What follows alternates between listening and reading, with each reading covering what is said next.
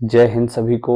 क्या हालचाल? बढ़िया एकदम। तो एक बार फिर एक और नई वीडियो, एक और नए जोश, एक और नए जज्बे के साथ मैं अभिषेक आपके सामने हाजिर हूँ। आज की जो वीडियो है वो मैंने पिछली वीडियो में बताया था, यूनिफॉर्म सर्कुलर मोशन। सीडीएस में क्वेश्चन आता है, एनडी में भी आता है और काफी एक समझने वाला टॉपिक है। ठीक है। और देखिए, एनडी और सीडीएस दोनों में मैथमेटिक्स के अंदर हम लोग सर्कल पढ़ते हैं, तो इट्स ऑल अबाउट सर्कल। जितना ज़्यादा आपको सर्कल जो है अच्छे से आपका प्रिपेयर होगा, उतनी जल्दी आपको ये समझ आएगा। ठीक है, तो चलिए बिना किसी देरी के पेन और नोटबुक उठा लीजिए, नोट्स बनाना शुरू करें। Uniform circular motion, uniform circular motion non uniform syllabus में नहीं आता है एनडीए के, और वो कॉम्प्लिकेटेड भी हो जाएगा। तो सबसे पहले बात आती है कि सर्कल है क्या, है ना।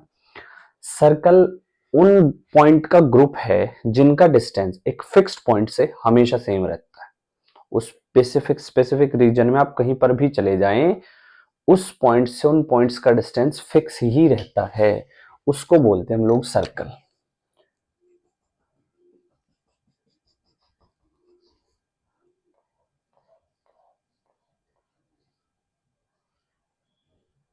अब ये जो पॉइंट है, फिक्स्ड पॉइंट, इसको बोलते हैं सेंटर। आप कहीं पर भी चले जाएं, इस पॉइंट से हमेशा जो डिस्टेंस है वो फिक्स ही रहेगा। डिस्टेंस में कभी चेंज नहीं आएगा, वो हमेशा फिक्स ही रहेगा। उसको सर्कल बोला जाता है। अब ये जो फिक्स्ड पॉइंट है ना, ये जो फिक्स्ड पॉइंट है इसको बोला जाता है सेंटर। इसको बोला जाता है सेंटर। तो यूनिफॉर्म का मतलब क्या था मोशन का? Equal distance, equal distance in equal time. ये मतलब था यूनिफॉर्म मोशन का, equal distance in equal time. यहां पर सर्कुलर है। एक और इंपॉर्टेंट पेक्युलर फीचर क्या था? एक्सेलरेशन जो था वो जीरो था। एक्सेलरेशन जो था वो जीरो था। जब एक्सेलरेशन जीरो थोड़ा समझिएगा, जब एक्सेलरेशन जीरो है ना, तब मोशन को यूनिफॉर्म मोशन कहते हैं। लेकिन सर्कुलर मोशन के अंदर हर पॉइंट पे अगर आप टेंजेंट डालते हो तो आपको वेलोसिटी की डायरेक्शन मिलती है। यहाँ वेलोसिटी ऐसे है, यहाँ वेलोसिटी ऐसे है, यहाँ वेलोसिटी ऐसे है, यहाँ वेलोसिटी ऐसे है, यहाँ वेलोसिटी ऐसे है, ऐसे है, ऐसे है। थ्रू आउट द सर्कल आप जिस भी पॉइंट पे टेंजेंट डालते हो, वेलोसिटी की डायरेक्शन चेंज हो रही है। वेलोसिटी एक वेक्टर क्वांटिटी है, तो यहां पे मैं ये नहीं कह सकता कि एक्सेलरेशन जीरो है। एक्सेलरेशन के मैग्नीट्यूड में कोई डिफरेंस नहीं आएगा, सॉरी, वेलोसिटी के मैग्नीट्यूड में कोई डिफरेंस नहीं आएगा, लेकिन वेलोसिटी की जो डायरेक्शन है वो हर पॉइंट पे चेंज हो रही है। ठीक है, तो इसके अंदर जो पहला पॉइंट वो ये है कि speed is constant. Speed CDS में पूछा गया था which of the following is constant, तो speed is constant in uniform circular motion. मैं यहां पे लिख भी देता हूं, but velocity is not. Velocity नहीं है, स्पीड है, velocity is not. Velocity constant नहीं है, स्पीड कांस्टेंट है, वेलोसिटी कोई कांस्टेंट नहीं है। जब वेलोसिटी कांस्टेंट नहीं है ना, जब वेलोसिटी आपके पास कांस्टेंट नहीं है तो उस direction of velocity,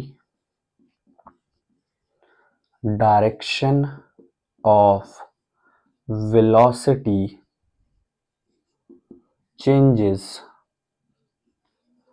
at every point. Direction of velocity changes at every point. velocity की डायरेक्शन हर पॉइंट पर चेंज हो रही है। velocity की डायरेक्शन हर पॉइंट पर चेंज हो रही है, एवरी पॉइंट। तो एक्सेलरेशन है, so acceleration, acceleration is non zero. Acceleration non zero है। ठीक है, एक्सेलरेशन जो है वो नॉन जीरो है, वेलोसिटी की डायरेक्शन हर पॉइंट पे चेंज हो रही है, तो एक्सेलरेशन नॉन जीरो है, डायरेक्शन एक्सेलरेशन की भी होगी, क्योंकि जो वेलोसिटी है that is a vector quantity, magnitude भी है, इस क्वांटिटी का मैग्नीट्यूड भी है एंड इस क्वांटिटी की डायरेक्शन भी है, इस क्वांटिटी का मैग्नीट्यूड भी है एंड इस क्वांटिटी की डायरेक्शन भी है। डायरेक्शन में चेंज है, डायरेक्शन में चेंज है, मैग्नीट्यूड में कोई चेंज नहीं है यूनिफॉर्म के अंदर, नॉन यूनिफॉर्म में मैग्नीट्यूड भी बदलेगा। सो यहां पर वी हैव एन एक्सेलरेशन, उस एक्सेलरेशन को हम नाम देते हैं सेंट्रीपिटल एक्सेलरेशन, सेंट्रीपिटल एक्सेलरेशन, उसको हम नाम देते हैं सेंट्रीपिटल एक्सेलरेशन। जी हाँ, उसको नाम देते हैं सेंट्रीपिटल एक्सेलरेशन। तो सेंट्रीपिटल एक्सेलरेशन तो है, ठीक है, सेंट्रीपिटल एक्सेलरेशन है, टेंजेंशियल एक्सेलरेशन नहीं है। जब कोई भी बॉडी, अब देखना यहां को इधर जाना था अंदर की तरफ फोर्स, यहां को इधर जाना था फिर से अंदर की तरफ टर्न ले ली, यहाँ पे ऐसे जाना था फिर से अंदर की तरफ टर्न ले लिया, यहाँ पे ऐसे जाना था फिर से अंदर की तरफ, हर बार अंदर की तरफ टर्न लिया जा रहा है। Every time there is a turn toward inside. इसका क्या मतलब है? इसका मतलब ये है कि अंदर की तरफ कोई फोर्स खींच रही है ना, अंदर की तरफ जो है कोई फोर्स खींच रही है, उस फोर्स को क्या बोला जाता है? उस फोर्स को बोला जाता है सेंट्रीपिटल फोर्स, उस फोर्स को बोला जाता है centripetal force and it is basically F is equals to mv square upon r। देखिए इसका भी डेरिवेशन है, आती कहां से है, बट क्योंकि हम लोग एनडी और सीडीएस के पर्सपेक्टिव से कर रहे हैं स्पेसिफिकली, हमें डेरिवेशन की जरूरत नहीं है। एक बार एनडी में क्वेश्चन आया था कि अगर सेम वेलोसिटी और सेम रेडियस के सर्कल में एक इलेक्ट्रॉन और एक प्रोटॉन को छोड़ दिया जाए तो किस पे ज्यादा फोर्स लगेगी? तो मास किसका ज्यादा है? मास प्रोटॉन का ज्यादा है, तो प्रोटॉन पे ज्यादा फोर्स लगेगी। इस बात को आप याद रखेंगे, छोटी छोटी बातें हैं जो बहुत ही सिंपल हैं और जिनसे क्वेश्चन बन जाता है, ठीक है। तो this is the centripetal force. अब यहां पर फोर्स कितनी होती है मैकेनिकल? एम में, अभी आगे करेंगे इसको भी। ये आ गया mv square upon R, M से एम कैंसिल, एम से एम कैंसिल, तो एक्सेलरेशन कितना आ गया? v square upon R, centripetal acceleration इसको बोलेंगे। अब इस पे क्वेश्चन डायरेक्ट आ जाए तो ज्यादा हैरान नहीं होना है कि पता नहीं हमसे क्या पूछ लिया। सिंपल है भाई, acceleration v square upon R, velocity का स्क्वायर करो, उसे रेडियस से डिवाइड कर दो, ठीक है। Example, if a body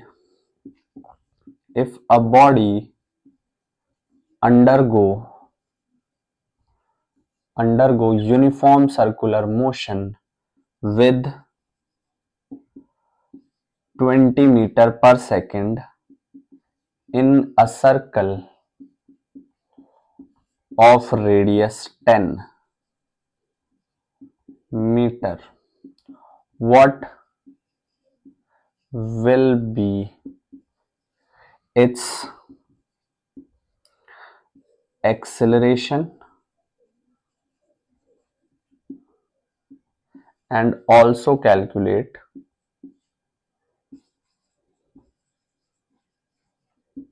centripetal force, also calculate centripetal force if mass is 5 kg।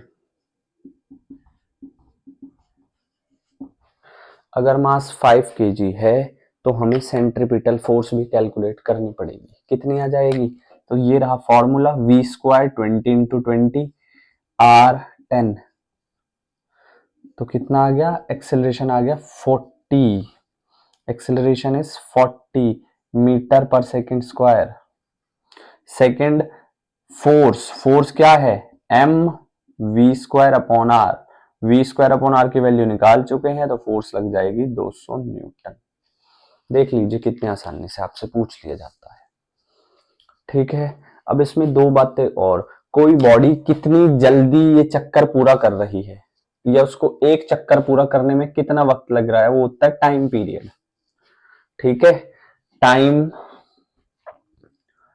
Taken to complete, time taken to complete one round, एक round पूरा करने में कितना वक्त लग रहा है, that is time period, time period. और यहां मैं कहूंगा number of revolution, number of revolution in one time period, one time period, एक टाइम पीरियड में नंबर ऑफ रेवोल्यूशन कितने आ जाएंगे उसको बोलेंगे फ्रीक्वेंसी, उसको बोलते हैं फ्रीक्वेंसी। तो आपके पास टाइम पीरियड जो है वो होता है 1 फ्रीक्वेंसी,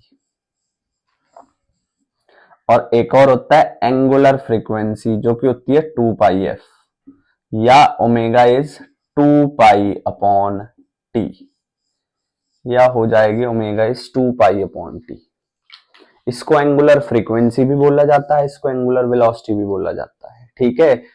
और v और ओमेगा में एक रिलेशन होता है, v is equals to omega cross r, या v इज ओमेगा r,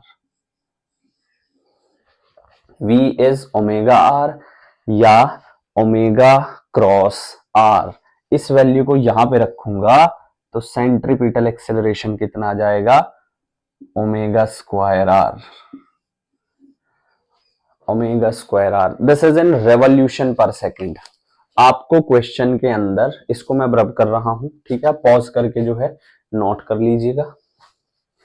आपको क्वेश्चन के अंदर ओमेगा जो है वो रिवॉल्यूशन पर सेकेंड में मिलेगा, ठीक है। आपको क्वेश्चन के अंदर ओमेगा जो है वो रेवोल्यूशन पर सेकेंड में मिलेगा, इस बात का भी आप ध्यान रखेंगे, इस बात का भी आप ध्यान रखेंगे, ठीक है। रेवोल्यूशन पर सेकेंड में आपको मिलेगा। इस वीडियो में बस इतना ही। अगली वीडियो के अंदर मैं आपको बताऊंगा equation of circular motion, circular motion की इक्वेशन, वो रोटेशन में भी काम आ जाएंगे और यहाँ पे भी। तो अगले उसमें मैं वो कराऊंगा, उसके बाद हम फिर क्वेश्चंस पे पहुंचते हैं, ठीक है। तो इस वीडियो में बस इतना ही। अगर आप चैनल पर नए हैं तो सब्सक्राइब कर लीजिएगा, कंटेंट आप देख चुके हैं और देखना है तो प्लेलिस्ट को जाकर के स्क्रॉल कीजिए और अपने दोस्तों के साथ शेयर कीजिए, ठीक है जी। आपकी इस प्रिपरेशन को और इफेक्टिव, और आपको जो है फिजिक्स के अंदर और मैथ्स भी, मैथ्स में मैं थोड़ा कम डालता हूँ बट कंटेंट डालता हूँ, तो इन दो सब्जेक्ट के पर्सपेक्टिव से आपकी प्रिपरेशन को और इफेक्टिव बनाने की जो कोशिश है उसमें जो है मुझे थोड़ा हेल्प कीजिए, ठीक है, ताकि मैं और मोटिवेट रहूं और कंटेंट लेकर आऊं। तो पढ़ाई करते रहें। Thank you so much. जय हिंद।